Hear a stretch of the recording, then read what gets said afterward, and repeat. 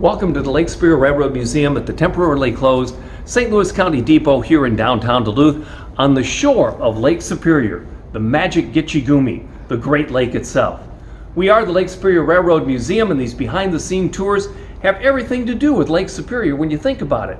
It's one of the reasons we are here. It's where rail meets sail. And today we're going to talk about the sailing portion of the Great Lakes and Lake Superior. Because it was on this date, in 1894, 126 years ago today on June 9th, that something happened here in Duluth that changed the Great Lakes, and that changed Duluth. And what happened was a boat arrived. The very first cruise vessel docked in Duluth 126 years ago today. And oh, what a magnificent ship she was. She was on her maiden voyage from the Globe Iron Works in Cleveland, where she'd been constructed, at the astronomical cost of $650,000, roughly $19.5 million today, and first class in every way. 383 feet.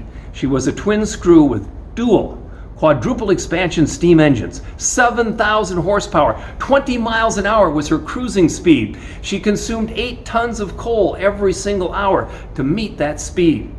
Inside, opulence, magnificent, a floating palace with bronze statues and marble and mahogany. Nothing was overlooked. The menu had 14 different kinds of fish for lunch or dinner.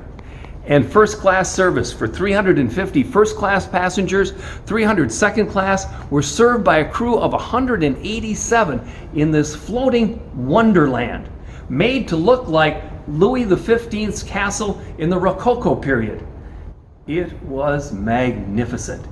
And it changed everything, because all of a sudden we're talking cruising, like ocean cruising, but on the Great Lakes. And this vessel, the Northwest, was the very first cruise vessel ever on the Great Lakes that brought ocean-style cruising and vacationing to the inland seas of the Great Lakes.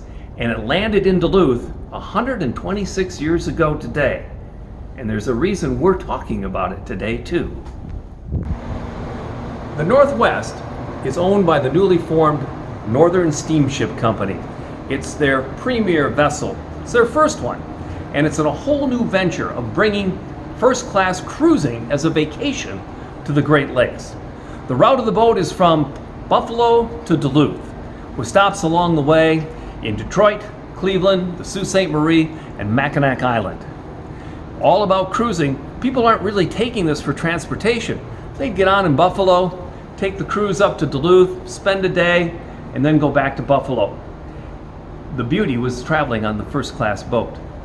1911, though, it all starts to come to an end when the boat catches on fire and is sold by the Northern Steamship Company. 1917, they decide to take the boat and make it into an ocean cruising vessel. To do so, they cut it in half so it can make it out into the ocean through the seaway system. And the front half of the boat sinks. Now only the back half remains. But she's adapted and turned into a freighter. In 1922, she reefs out on Lake Huron. In 1927, they decide to put it back together as a freighter. It's now called the Maple Court, and it comes to then Port Arthur, now known as Thunder Bay. And there it sits until 1937, when again they decide to take it out to the ocean and use it as a freighter by now. Its opulent days long behind her. And again, they have to cut it in half to move it out to an ocean port. And that brings us to 1940. 1940, outfitted now as a freighter, she's pressed into war service. And on February 6th, in 1941, on her maiden voyage from Montreal to the UK with war supplies, she's in the sights of the torpedo boat from the German Navy. The U-boat has her in their periscope sights and sinks her. All 38 men on board perish.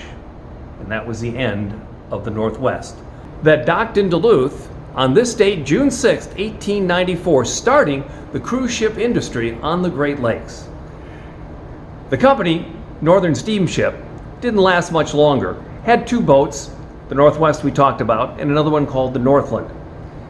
Interestingly, the Northern Steamship Company could have just as easily been the Great Northern steamship company because its owner was one and the same.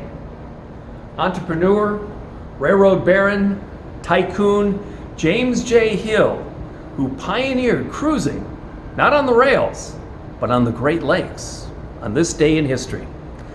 And once again, if you work it hard enough, it all comes back to the railroad.